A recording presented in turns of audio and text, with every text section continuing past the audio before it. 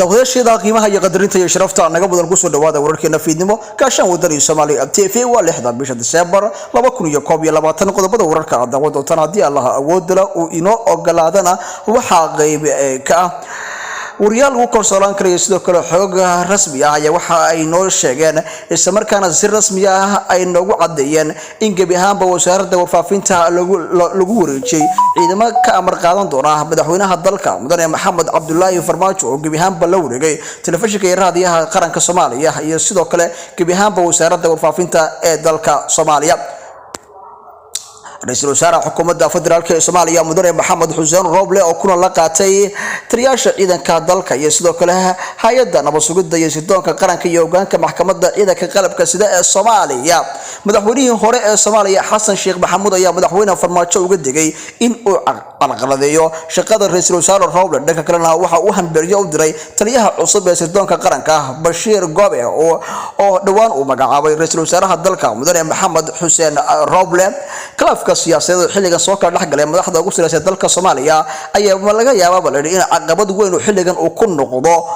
arimaha dadgelinta doorashooyinka ee dalka Soomaaliya siyaasi Cabdiraxmaan Cabdishakuur Warsame oo kamid ah siyaasiyiinta u tartamaya kursiga ugu sareeya dalka gaar ahaan madaxweyne ayaa haatan si rasmi ah warbaahinta ula hadlay waxaana uu si weyn uga hadlay kiiska marxuumad Ikraan Tahliil oo uu sheegay in dowladda federaalka ee Soomaaliya war rasmi ah laga fadhiyo inay xilligan ka keento kiiska marxuumad Ikraan Tahliil oo hay sarkaalad sare oo ka tirsan ciidankan masuuliyadda ee NISA qodobada ay kuwa kale faa'iido doona hadii Allah awood loo ogolaado haatan warkeeni oo faahfaahsan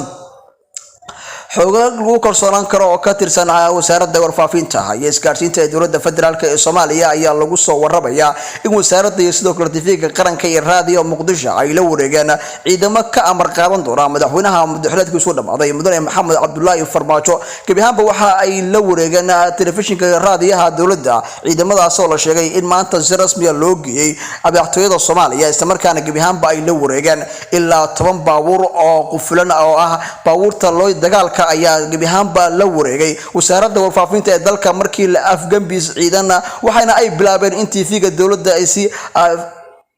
rasmi ah ula wareegaan ciidamadan oo si rasmi ah loo sheegay inuu ka dambeeyo in ciidamadan ay la wareegaan raadiyaha iyo telefishinka dowladda ciidamadan oo la sheegay inay si rasmi ah uga amar qaadan doonaan madaxweynaha madaxweynaha dhamaaday mudane Maxamed Cabdullaahi Farmaajo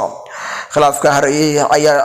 xilliga ka taagan magaalada Muqdisho caasimadda Soomaaliya isla markaana u dhaxeeya madaxda ugu sareysan dalka Soomaaliya ayaa gabi ahaanba waxa si rasmi ah looga dareemayaa gudaha caasimadda dalka Soomaaliya gaar ahaan magaalada Muqdisho caasimadda wadanka Soomaaliya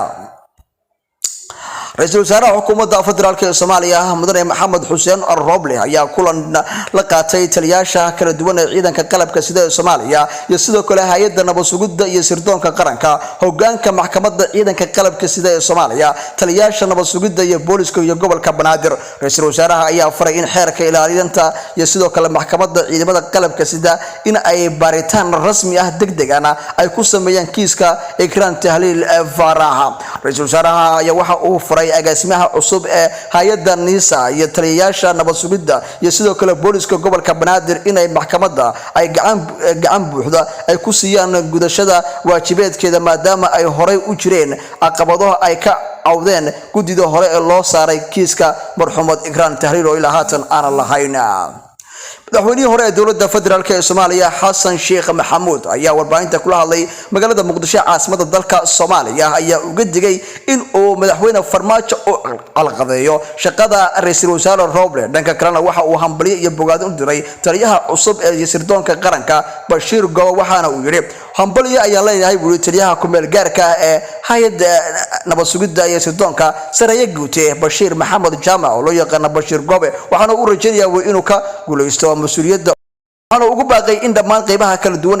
بلشدة أي جرب استعجان دلالة الرئيس الوزراء ومحمد حسين روبلا وعدالة أقول هذا اليوم كيس كإكران تهرب مدحوني هراء الصومالي حسن محمود يلي مدحونها مدحلت كيسو دماضي وحين أوكا وانتوا بقولي على قرارين تقولي دلالة الرئيس الوزراء دولة فدرالك الصومالي حسن الشيخ محمود يجلسك الواحد وشجعي مدحونها مدحلت كيسو دماضي فرماتشو ودمان إن أوكا بقولي وانتوا على قرارين تقولي دلالة الرئيس الوزراء وما دام أو baarlamaanka iyo sidoo kale ummadda Soomaaliyeed hortooda uu ku wareejiyay mas'uuliyadda dalka kadibna markii uu muddo xiladkiisii uu dhamaaday xiligan cisada ka taagan caasimada wadanka Soomaaliya oo u dhaxaysa madaxda ugu sareysay dalka Soomaaliya gaar ahaan madaxweyne Maxamed Cabdullaahi Farmaajo iyo sidoo kale ra'iisul wasaaraha dalka Soomaaliya mudane Maxamed Xuseen Roble ayaa haatan si weyn looga direemaya gabi ahaanba caasimada dalka Soomaaliya ee magaalada Muqdisho siyaasi Cabdiraxmaan Cabdishakuur Warsame ahna gudoomiyaha xisbiga wadajira oo sharaxan xilka madaxweynaha dowladda federaalka ee Soomaaliya ayaa si rasmi ah waxa uu uga hadlay kiiska Murxumood Igraan Tahliil oo uu sheegay in dowladda federaalka ee Soomaaliya si rasmi ah looga fadhiyo kiiskaasi inay warbixin rasmi ah xilligan ay soo gudbiso waxaana sidoo kale uu ka hadlay xilka qaadista lagu sameeyay taliyaha nabad sugidda iyo sirdoonka qaranka Fahad Yaasiin isla markaana uu ku sameeyay ra'iisul wasaaraha dalka mudane Maxamed Xuseen Roble geesta kale waxa uu ka hadlay magacaabista labaad uu taliyaha nabad sugidda Nisa loo magacaabay inuu shaqadiisa si wadan doono isla markaana uu si rasmi ah madaxweynaha Maxamed Cabdullaahi Farmaajo madaxweynaha mudaharaadkiisu u dhamaaday oo si rasmi ah u sheegay in Fahad Yaasiin uu xilkiisa uu si wadan doono isla markaana uu si hogaamin doono kala uu sheegay Cabdiraxmaan Cabdishakuur Warsame siyaasiga waxaana uu ka hadlay arrimaha Soomaaliya xilligan ka taagan waxaana uu sheegay in arqaladan iyo sidoo kale waxyaabaha soo kala dhaxgalay madaxda dalka ugu sareysa ay caqabad ku yeelan karaan buuri arrimaha doorashooyinka ee xilligan si rasmi ah loogu balansanaa inay si rasmi ah ay uga qabsoonto wadanka Soomaaliya